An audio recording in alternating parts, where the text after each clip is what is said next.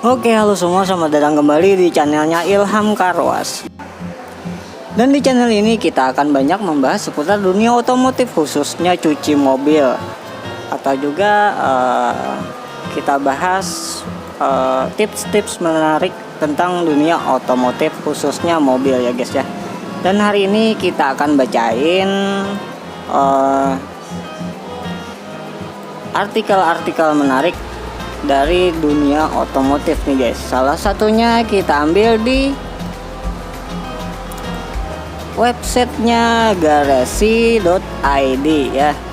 Di garasi.id akhir-akhir ini kita menemukan salah satu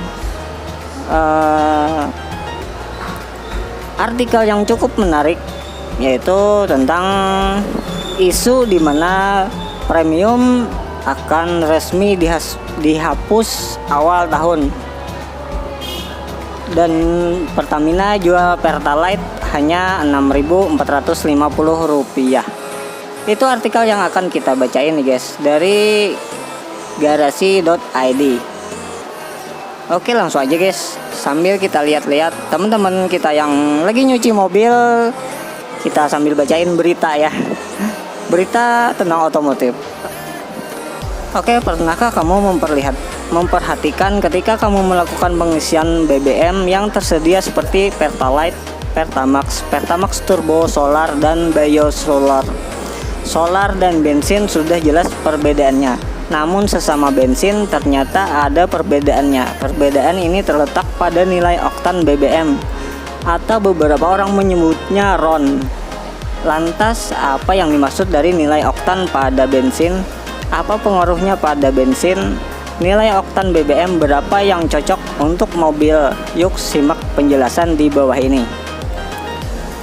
Nilai oktan BBM adalah suatu angka yang menunjukkan seberapa besar tekanan udara yang mampu diberikan sebelum bensin terbakar dengan spontan. Itu artinya besar kecilnya nilai oktan akan menentukan apakah bensin mudah terbakar atau tidak.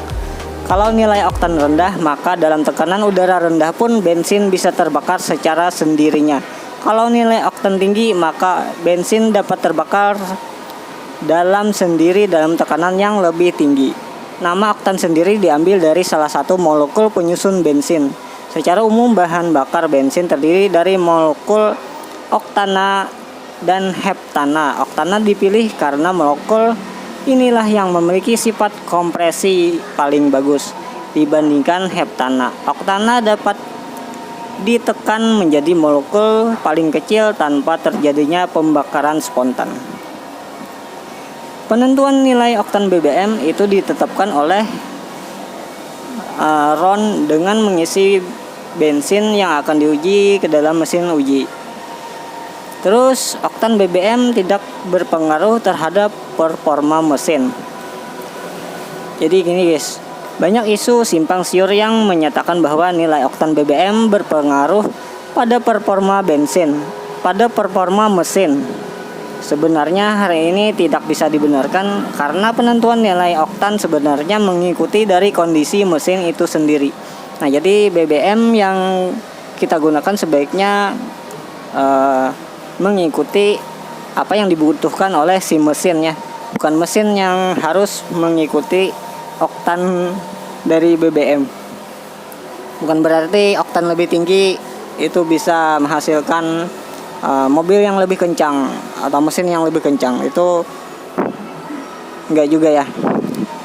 Bahkan itu tidak berpengaruh sama sekali terhadap performa mesin. Jadi sesuaikan dengan mesin yang dibutuhkan, dengan yang dibutuhkan mesinnya.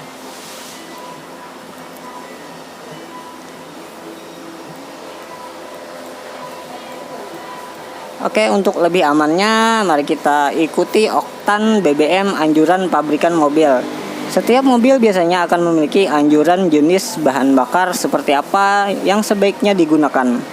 Entah itu mobil yang diharuskan menggunakan BBM oktan 90, 92, atau 95. Anjuran jenis bahan bakar di setiap kendaraan tentu bukan tanpa alasan. Produsen mobil sudah menghitung dan meriset oktan BBM jenis berapa, waduh ribut ya. Jenis apa yang akan mengeluarkan performa optimal dari sebuah mesin itu guys. Jadi pabrikan udah tahu nih yang harus digunakan itu BBM apa untuk mencapai kerja optimal dari si mesin. Namun sayangnya meskipun telah diberikan anjuran oktan yang lebih harus digunakan, tidak jarang beberapa pemilik mobil justru mengisi bahan bakar tersebut dengan oktan yang lebih rendah. Bahkan ada juga beberapa orang yang sering bergonta-ganti jenis oktan BBM kendaraannya. Terlalu sering menggonta-ganti bahan bakar tentu tidak dianjurkan, apalagi jika menggantinya dengan oktan yang lebih rendah. Efek samping sering mengganti oktan BBM ya. Ini efek samping dari kita ganti-ganti bahan bakar ya. Misalnya dari Pertamax, Pertalite ke Pertalite ataupun premium. Ya kalau mau Pertalite aja terus. Kalau Pertamax aja terus ya.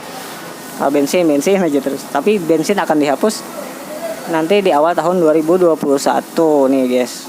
Rencananya ya. Bicara bahaya atau tidak, jika sering gonta-ganti bahan bakar, maka jawabannya adalah relatif. Kenapa relatif? Ada beberapa faktor yang menyatakan bahaya atau tidaknya gonta-ganti oktan BBM. Pertama, seberapa sering. Jika terlalu sering gonta-ganti oktan BBM, maka kerja mesin menjadi bingung. Jadi si mesin bingung nih, mau kompresinya berapa. Yang kedua yaitu perhatikan kondisi tangki. Sebaiknya biarkan bahan bakar sebelumnya habis atau tersisa sedikit, baru menggantinya dengan jenis oktan BBM lain. Ketiga, ingat semua jenis bahan bakar itu memiliki unsur penyusun yang sama, tersusun atas rantai hidrokarbon yang tidak menimbulkan reaksi kimia berbahaya. Meski tercampur bahaya justru jika di dalam bahan bakar tersebut ada pengotor seperti logam berat yang didapat dari lingkungan atau tempat penyimpanan.